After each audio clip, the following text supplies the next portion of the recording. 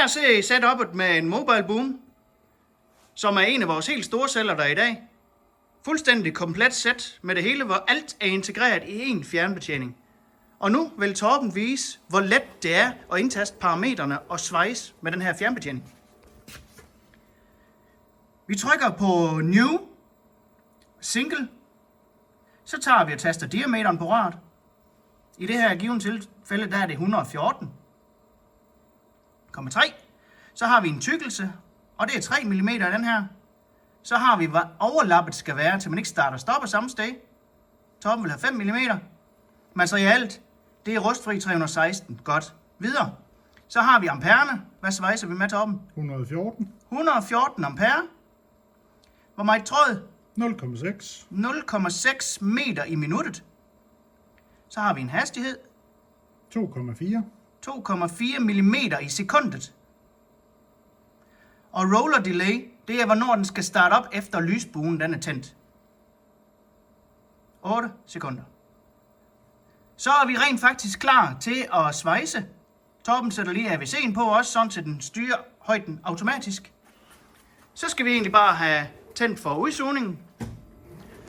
Startet op for efterslæbsgassen.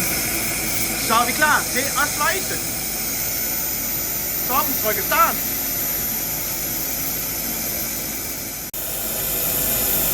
Og vi starter.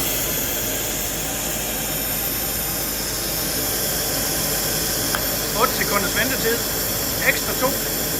Sådan, så kører vi.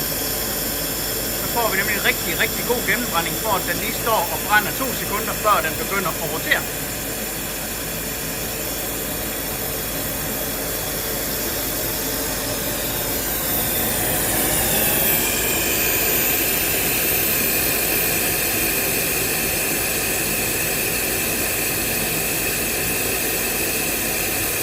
Perfekt indeni.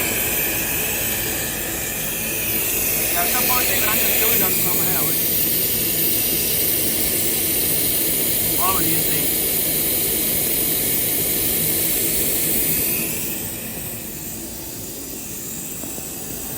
Torben han sidder nede og svejser. Det er super simpelt setup. Det hele spiller. Og når du har lavet en svejsning, så gemmer du det. Og næste gang du skal lave det samme rør, så trykker du på hen program, og så trykker du start. Det bliver ikke mere simpelt.